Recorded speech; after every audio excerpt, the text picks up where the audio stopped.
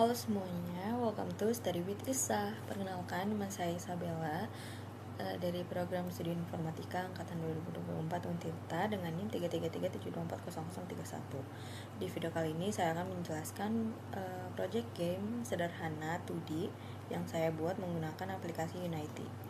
Jadi di sini fokus saya itu pada pembuatan tile map dan grid system, dan juga bagaimana kamera itu dapat mengikuti player secara otomatis. Di sini kita pertama-tama ke pembuatan grid dan tile mapnya dulu. Di sini di tab hierarki kita tinggal klik kanan. Di sini 2D object, tile map, nanti pilih rectangular. Nah, setelah itu tampilannya akan seperti ini.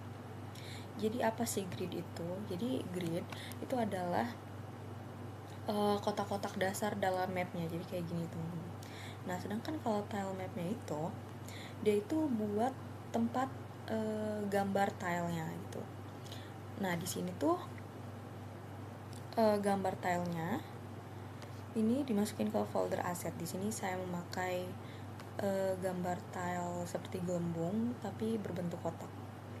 Di sini juga settingnya di sprite mode-nya ini, di inspektornya saya atur ke single karena saya hanya menggunakan satu gambar saja. Jadi kalau misalkan gambar tilenya itu banyak gitu, itu bisa diganti ke setelan multiple gitu. Nah, selanjutnya kita buka window 2D dan juga tile palette. Di sini saya sudah membuat paletnya. Jadi sebenarnya tinggal di drag aja. Jadi di sini tinggal di drag. Jadi nanti bikin folder tiles, lalu si gambarnya ditaruh di dalam folder tiles ini, lalu nanti di save. Nah, cara menggambar tilesnya itu tinggal dipencet aja, lalu langsung ditarik garis aja di dalam kanvasnya. Nah, jangan lupa juga yang terpenting, si tile mapnya ini ditambah tile map collider. Jadi nanti si playernya ini tuh nggak jatuh ke bawah. Jadi si playernya itu bisa berdiri di atas tile mapnya, jadi tanpa dia jatuh ke bawah gitu. Dan jangan lupa di ininya juga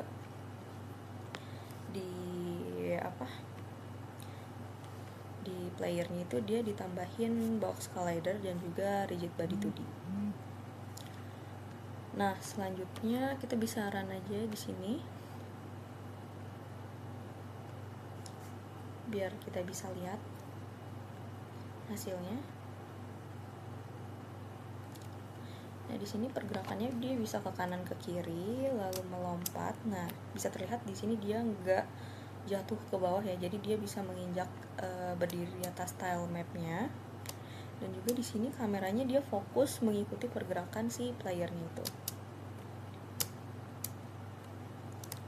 Seperti ini. Nah, sekarang kita bisa lanjut ke scripting untuk movement si playernya.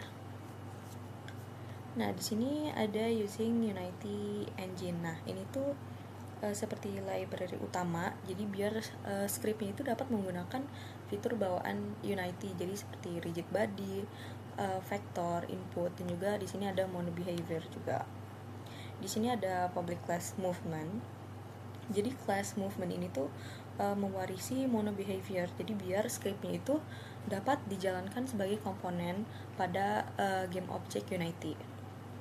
Di sini juga ada variable move speed dan juga jump force. Jadi move speed itu untuk menentukan kecepatan gerakan player gitu dari kanan dan juga ke kiri. Nah, kalau jump force itu untuk menentukan tinggi lompatan playernya. Seperti tadi si playernya itu bisa lompat-lompat. Jadi ini di sini juga si kedua variabel ini menggunakan public. Jadi nilainya itu bisa diatur langsung melalui inspektor Unity-nya. Selanjutnya di sini ada rigid body 2D dan juga is grounded. Variable RB ini di sini itu untuk menyimpan komponen si rigid body-nya itu milik player. Jadi rigid body itu untuk memberikan seperti gravitasi dan juga pergerakan. Nah, sedangkan is grounded ini itu untuk mengecek apakah si player itu nyentuh tanah atau tidak gitu. Jadi kalau true itu berarti si player itu sedang berada di tanah. Nah kalau false berarti si player itu sedang berada di udara ataupun dia sedang melompat. Selanjutnya di sini ada method start. Jadi method start itu dijalankannya hanya sekali. Jadi pada saat game dimulai gitu. Nah di dalamnya ini terdapat RB, get component rigid body 2D. Ini tuh untuk mengambil komponen rigid body dari player lalu disimpan ke variabel si RB ini. Nah selanjutnya di sini ada method update. Jadi update ini tuh dijalankan terus menerus gitu setiap frame selama game berjalan gitu. Nah di dalamnya itu ada di sini float move input. Nah ini tuh buat ngebaca jadi input horizontal dari keyboardnya. Jadi kalau misalkan tombol D atau tombol panah kanan ditekan itu maka nilainya akan menjadi 1. Jadi si player itu nanti bakal bergerak arah kanan. Dan juga kalau misalkan panah kiri yang ditekan ataupun huruf A itu tuh ya nilainya bakal min 1 dan juga si player itu bakal bergerak ke kiri. Jadi sesuai dengan koordinat Cartesius. Nah, kalaupun tidak ditekan apa-apa jadi nilainya tuh 0. Nah, nilai-nilai tersebut itu kemudian disimpan pada variabel move input ini, teman-teman. Nah, selanjutnya di sini juga ada RB linear velocity. Di sini itu kodenya itu buat menggerakkan player secara horizontal. Jadi move inputnya itu nanti dikalikan dengan move speed. Jadi biar menghasilkan kecepatan gerakan gitu. Nah, sedangkan di RB linear velocity Y itu untuk kecepatan vertikal player itu tetap dipertahankan gitu saat bergerak. Nah, kemudian di sini bagian flip ya, flip karakter. Di sini tuh ada if move input ya, transform scale dan lain-lain. Sini. Nah, ini tuh buat biar si karakter itu menghadap sesuai arah gerakan gitu. Jadi misal si karakternya itu kita gerakan ke kanan, jadi nanti si karakternya itu menghadap ke kanan dan juga sebaliknya ke kiri gitu. Dan juga untuk transform local scale itu digunakan untuk membalik sprite secara horizontal gitu, karena sprite awal karakter itu menghadap ke kiri, teman-teman. Maka saat bergerak ke arah kanan, nilai x-nya itu dibuat jadi min 1. Jadi saat bergerak ke arah kiri, nilai x-nya itu dibuat 1 gitu. Nah, selanjutnya di sini ada if lagi untuk lompatannya, get key down. Ini tuh buat ngecek ya apabila tombol spasi di keyboard itu ditekan dan juga apakah player itu sedang menyentuh tanah gitu. Jadi jika kedua kondisi itu benar gitu, maka player itu dapat melompat gitu. Di sini kemudian ada RB velocity linear. Ini tuh untuk memberikan gaya vertikal ke atas gitu sehingga si player itu dapat melompat. Selanjutnya di sini ada metode collision. Jadi ini tuh dijalankan saat player itu mulai menyentuh objek lain gitu. Nah, di dalamnya juga terdapat is grounded true, yang mana artinya itu player itu sedang menyentuh tanah sehingga bisa melompat kembali gitu.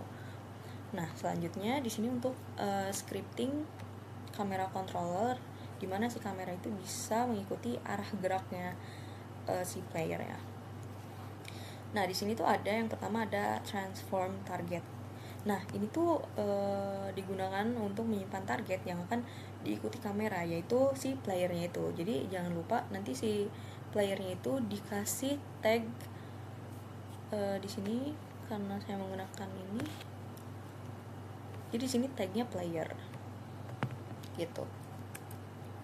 Nah, next di sini terdapat vektor 3 velocity. Nah, ini tuh variable velocity itu digunakan untuk fungsi smooth damp. Jadi untuk menyimpan kecepatan perpindahan kamera. Nah, di sini juga ada range 0,1. Nah, variable smooth time di sini itu tuh untuk menentukan tingkat kehalusan gerakan kamera. Jadi semakin kecil nilainya maka kamera itu semakin cepat gitu mengikuti pergerakan player gitu. Kalaupun semakin besar nilainya, maka gerakan kameranya itu akan terasa lebih halus gitu. Lalu atribut range itu digunakan agar si inspector itu muncul di slider gitu dengan rentang 0 sampai 1. Lalu di sini ada public vector 3, position of sight.